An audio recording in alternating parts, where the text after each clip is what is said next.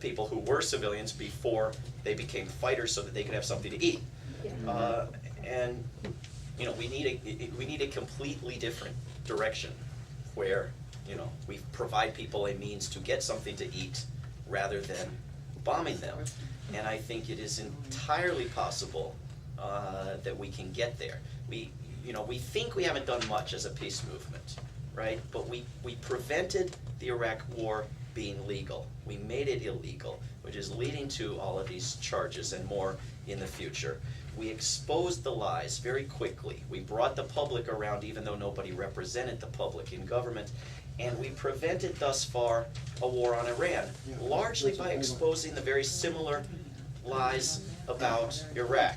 We prevented these wars from being any worse than they are, any larger than they are. We've impeded recruitment and are continuing to do so. And we've built a public understanding, despite the corporate media, of these wars that's extremely valuable. Now, as citizens wake up and say, hey, wait a minute, it's still a war, even if it's a democratic war, with a big D, now we have a real opportunity.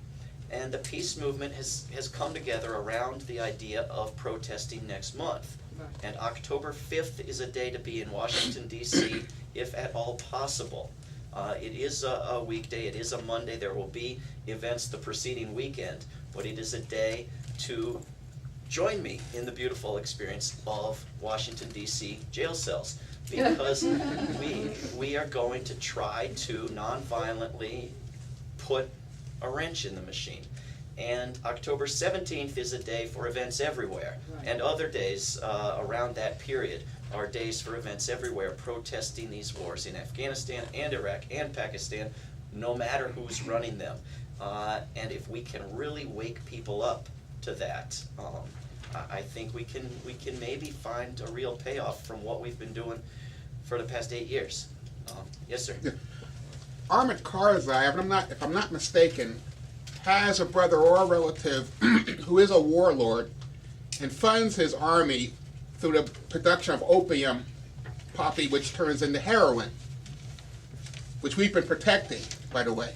Our troops have been protecting the field by simply not burning it. Do you know how he came to this position of protecting a warlord who's also a narco trafficker? And something of a puppet of our government. I mean, he's a local face on an empire, on an occupation, and therefore very useful and worth protecting, unless there's a different guy, and then we'll protect him. I mean, how we came to anything over there is the big answer is largely through incompetence. And you have, I mean, you saw this story a week or so ago of people in these drunken, nude revels who were mercenaries hired to guard our facilities. And you know, I don't care how drunk people get in the off hours, but today, I think it was today or late yesterday, you saw a story of a NATO attack that killed 70 people and civilians, and the people involved were unable, and this was ordered by Germans and executed by the United States. But the people who executed this attack could not explain it because they were too drunk or hungover. And so they decided to have this brilliant idea nobody had ever thought of before, that they're not going to have drinking anymore at NATO headquarters in Afghanistan. You know, who could have thought of that one? And so I think it, you know, it's so far away, and there's such a lack of oversight that it's really a free-for-all. And I mean, it's like we've seen in Iraq with them driving trucks up and down the country and then billing the United States government for hauling sailboat fuel. I mean, it's complete arrogant incompetence in the lack of any sort of oversight because it's so far away and because it's war. And you have to get out of there. And even if we were enforcing our laws against torture and locking them all up, including Cheney and Bush, if you had these lawless aggressive occupations and you're detaining people permanently without any charge and having prison guards put in power over them, you are going to have torture. You are going to have all of these crimes as long as you have the overarching crime of aggressive war. Is there anybody else who hasn't asked one yet? I'd Okay, like go ahead. to ask And a then- question, please. I would like to know what you think about the embassy and the permanent military installations and the new PX that they're building in Iraq that's supposed to be the largest PX of any army. Yes. So they can take that easy. How is that going to bring the soldiers home? Yeah. He's gotta get them so fat they can't fight. And Yeah. did you read the New York Times yesterday? I don't read any paper. Okay, well, I congratulate you, but the New York Times did have a story yesterday describing one of the massive, obviously permanent, there's no other word for it, bases, cities, I think they may have even used the word cities, in Iraq, with absolutely no context, absolutely no discussion of the fact that we're supposedly withdrawing from that country. And so, you know, there was this treaty that Bush made at the end of his term with his puppet, in a way, in Iraq, Maliki. And in part, it was due to all of the pressure to get out of Iraq that many of us worked on. Well, this was a treaty. There was no other name for it. It was beyond, not just beyond any former status of forces agreement, but beyond any treaty that was called a treaty because it authorized what everyone understood to be 3 more years of war. So you're taking the power to make war for 3 years. Congress wasn't even supposed to be able to authorize and fund anything longer than 2 years for war.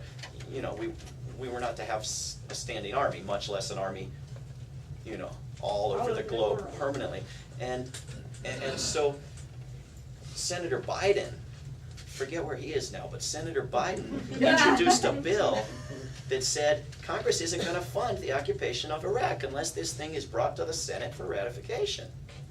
And Senator Obama made some similar noises, not quite as defined as Biden, and that it was a very questionable thing because the Senate wasn't even asked.